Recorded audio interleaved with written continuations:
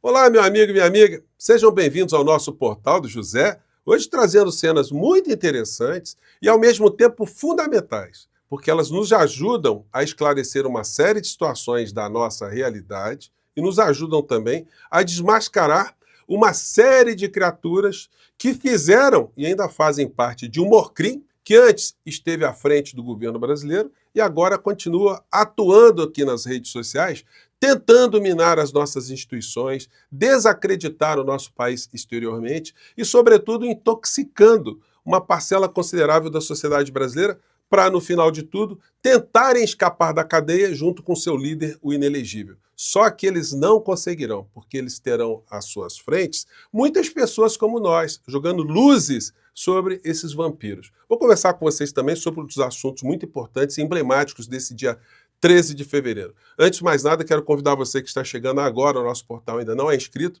para que, em primeiro lugar, você se inscreva aqui conosco e conheça também os nossos outros vídeos. Se você gostar, compartilhe, recomende, nunca se esqueça de dar o seu precioso joinha, o seu comentário e, se puder, venha também para o nosso clube de membros. Você que é muito bem-vindo e muito bem-vinda.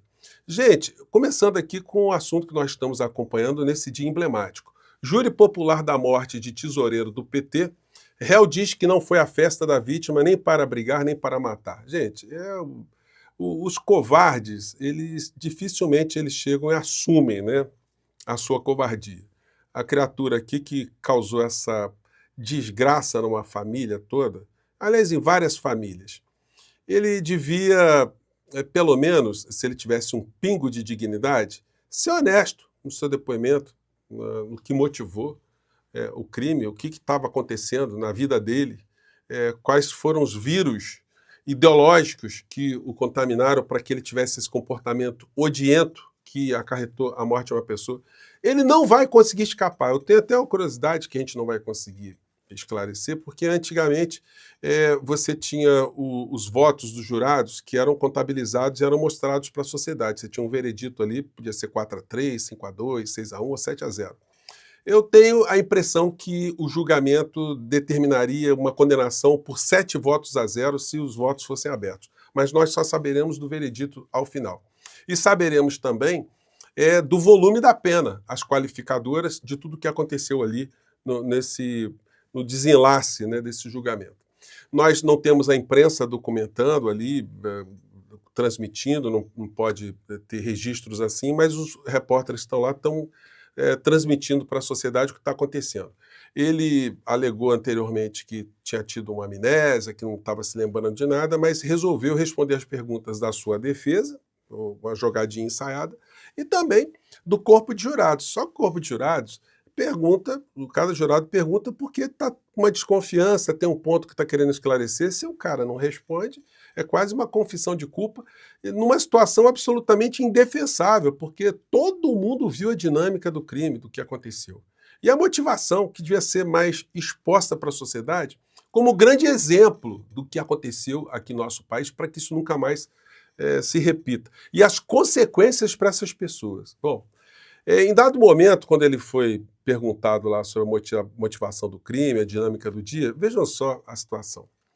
Guaranho negou ter falado "aqui é Bolsonaro" no local, mas confirmou ter dito "Bolsonaro mito". Que diferença, hein? Disse também que, após ter feito essa afirmação, Marcelo avançou contra ele. Claro, Marcelo está morto, não vai poder se defender, mas tinham muitas testemunhas ali, a situação para ele. Gente, é impossível que essa criatura escape desse júri, né? O veredito deve sair hoje, exceto se acontecer uma situação extemporânea. Se o advogado arruma uma presepada, ele sai do júri, porque o júri não poderia prosseguir se ele usar esse artimanha, e esse advogado aí, não sei não. Vamos acompanhar para ver se até o final do dia tenhamos aí o veredito. Terão os debates ali, mas as fases principais já foram concluídas.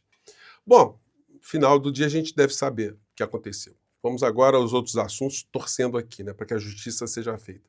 Relator de liberdade de expressão da OEA é pressionado no Brasil e pede serenidade. Gente, esse representante, o relator da OEA, ele está sofrendo um assédio dos bolsonaristas, ele está lendo jornais, o que as pessoas estão falando, ele está vendo o que as pessoas estão publicando, e mais do que isso, ele sabe aonde essas pessoas estão conectadas. Ele sabe que a América Latina passou por ditaduras sangrentas. Ele sabe que no Brasil teve uma ditadura, que a Argentina teve ditadura, o Uruguai teve a ditadura, Chile, enfim. Os países todos padeceram por isso. É uma pessoa que maneja os direitos humanos na sua raiz. E ele sabe quem defende direitos humanos e quem é farsante, quem é vigarista, quem está tentando explorar. Agora, no Brasil ele deve estar surpreso, porque é um caso atípico de gente que sempre defendeu o ataque a direitos humanos, agora arvorando direitos humanos, que os direitos humanos deles estão sendo feridos. Será que vai dar para acreditar? Disse ele na entrevista aqui para a Folha: eu estou aqui a convite do Estado do Brasil. E isso, aos olhos da comunidade internacional, mostra uma abertura à observação internacional que encontramos de ampla força democrática e de enorme contribuição ao diálogo regional. Gente, esse relatório, eu não posso acreditar que ele será um relatório negativo à nossa democracia. Ele vai fazer ali algumas pontuações, algumas ponderações, mas analisando quem são os personagens, ele vai conseguir estabelecer um meio termo ali e entender quem de fato defende direitos humanos e quem ataca direitos humanos, quem está usando de uma forma sórdida um instituto sagrado dos direitos humanos para tentar proteger justamente os agressores aos direitos humanos. Ele, nesse encontro que ele teve com o senador Magno Malta, ele deve ter ficado muito confuso, né? Porque o discurso do senhor Magno Malta estava meio embaçado, né? Para dizer o mínimo. Vamos ver o que aconteceu aqui, vamos lá. Ninguém pode quebrar sigilo de telefone dele, ele é protegido pelas autoridades, ele tem advogados muito fortes, muito famosos dessa tal... Ele está falando do Adélio Bispo. Veja a sequência aqui, né? A lógica da cabeça do Magno Malta. Grupo como é que é o nome das prerrogativas, e esse Adélio Bispo que esfaqueou Jair Bolsonaro, que até hoje, esse que não é um lobo solitário. Vejam que nós estamos vivendo. O presidente da Suprema Corte, chamado ministro... Já passou para o ministro da Suprema Corte. Barroso. O Alexandre de Moraes... Passou para Alexandre de Moraes. É relator de um inquérito que começou com esse rapaz aqui. O rapaz ali é o Dias Toffoli, já entrou o Dias Toffoli. E esse inquérito começou com base no regimento interno do Supremo Tribunal Federal, que é para tratar de questões internas e não de questões externas. Olha só a inversão disso. E aí virou um estômago de elefante, onde eles jogam tudo ali dentro. O ordenamento jurídico do Brasil, nós estamos vivendo na época da internet, nós estamos vivendo na época... O estômago de elefante, a internet... A cibernética. O nosso ordenamento jurídico... A cibernética, o ordenamento jurídico... O jurídico está nas nuvens. Essa Constituição que você recebeu, deixa eu dar um beijo nela, porque é uma afinada. Tchau, tá morta. Ninguém a respeita.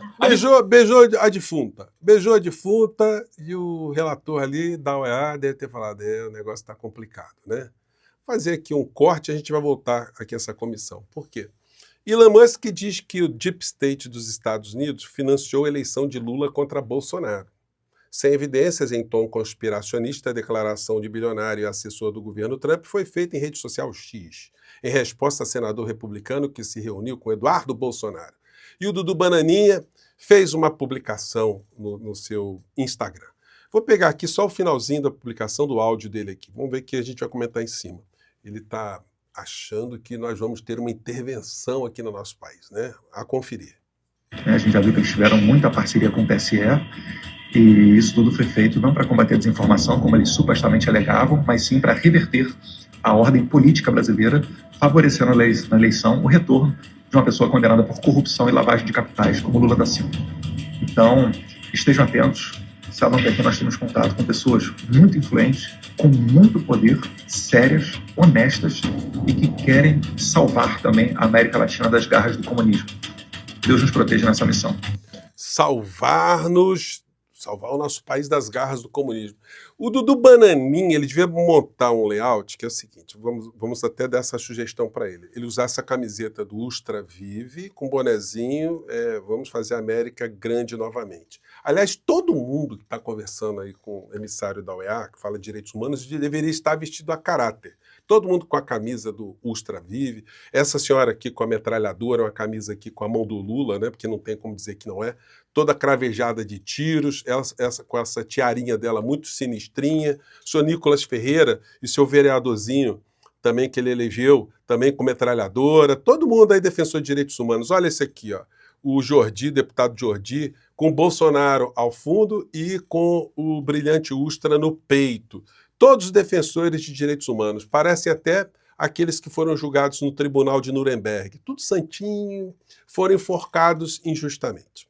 provavelmente eles devem pensar, ou deviam pensar, como essa gente aqui do bolsonarismo, né? Então, vocês acham que uma pessoa que maneja direitos humanos e sabe onde é que essas pessoas estão, que ele dará crédito para que essas criaturas falam, que nosso país está com a democracia, que é ditadura, etc, etc? A deputada Jandira Fegali falou algumas coisas para ele também. Tenho aqui um registro, vou compartilhar com vocês. Vamos lá. Conseguimos aqui derrubar algumas leis da ditadura militar, como a Lei de Segurança Nacional, que foi alterada, né? E nós temos uma legislação eleitoral que é muito precisa, muito clara em relação ao tipo de votação que nós fazemos no Brasil e que tem sido reconhecida no mundo todo como uma eleição lícita, transparente, íntegra e auditável, né? Eu queria registrar aqui que eu sou médica e queria começar pela pandemia, porque o senhor é especializado em direitos humanos e sabe que não há direito absoluto para nada, tudo tem regra. Não há direito absoluto, né? Tudo tem regra, regra para o trânsito, regra para as relações pessoais, regra para o casamento, regra para tudo tem regra. E a liberdade de expressão também não é um direito absoluto.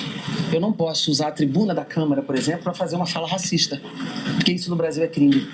Eu não posso fazer uma fala misógina ou LGBTfóbica, porque isso é crime no Brasil. Eu não posso erguer a bandeira do nazismo, isso é crime no Brasil. Então, eu não posso violar a Constituição brasileira, principalmente para cometer crimes. Esse direito não é liberdade de expressão. E na pandemia, por isso eu comecei por ela, nós perdemos aqui 700 mil brasileiros. E todos os especialistas, todos os cientistas, todos que lidam com o direito sanitário e com a vida sanitária brasileira sabem que nós poderíamos ter evitado 500 mil mortes. E por que isso aconteceu? Porque a extrema-direita no governo brasileiro negou a ciência e divulgou falsas informações sobre como enfrentar a pandemia. Não uso de máscara, não isolamento social, falou contra a vacina. Então, gente, a deputada Jandira Fegali já colocou geograficamente onde estão essas criaturas da extrema-direita aqui.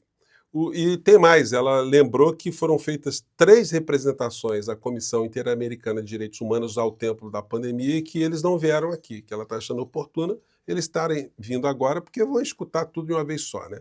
Aliás, senhor Gonê, o senhor também deveria conversar com o pessoal da Comissão Interamericana de Direitos Humanos, porque os 700 mil mortos até agora estão mortos e a Procuradoria-Geral da República não viu nada. Está tudo como se nada tivesse acontecido no Brasil. O deputado pastor Henrique Vieira pontuou também de forma muito contundente. Tentativa de golpe. O próprio discurso deliberado, intencional e público desse grupo político é, por exemplo, de defesa da ditadura militar que aconteceu aqui de 1964 a 1985. Ou seja, é um grupo político que abertamente diz que este regime, em que há um consenso de que foi arbitrário, ilegal, torturou, matou, desapareceu com pessoas, censurou. Esse regime, imagina que não houvesse investigação nenhuma. Este grupo político exalta este regime. Diz que este é um modelo democrático, que aconteceu no Brasil de 64 a 85. O maior líder da extrema-direita no Brasil, abre aspas para ele, disse publicamente: o erro da ditadura foi ter torturado e não matado. Então, esse é o grupo político que hoje diz que o Brasil estaria, em tese, num momento de fragilidade democrática. Então, gente, as falas foram muito contundentes e muito esclarecedoras. Nós aqui estamos fazendo a nossa parte também. Eu acabei de receber um e-mail lá da comissão, porque eu fiz um pedido de audiência ali com eles também, dizer, olha, Gago, a gente não tem mais condição de falar com mais ninguém, enfim. Mas estamos mandando e-mails. Eu mandei um e-mail para lá, vou colocar na descrição do nosso primeiro comentário aqui, para que você também faça a cobrança, se você quiser mandar o seu e-mail lá para essa comissão. O endereço está nessa linha em azul, mas vai estar no nosso primeiro comentário também e na descrição do nosso vídeo. Para que a Comissão Interamericana de Direitos Humanos faça a cobrança à Procuradoria-Geral da República, cobrando o exercício, a efetivação de direitos humanos das pessoas que perderam os seus parentes, seus amigos, suas pessoas queridas ao período da pandemia, por causa desse criminoso, dessa Orcrim que esteve à frente do nosso país, que fez de tudo para aumentar esses números. Então, nós não vamos deixar essa coisa morrer assim tão facilmente, não. Eles que aguardem, porque a fila vai andar e Bolsonaro vai para a cadeia, e aí sim nós teremos uma pacificação social, enfim, aqui no nosso país, depois de uma grande festa. Eu fico por aqui, gente, mais tarde a gente volta, tem muita coisa acontecendo. Vamos ver se esse tribunal dá o veredito logo hoje desse assassino, né? Um grande abraço, tchau!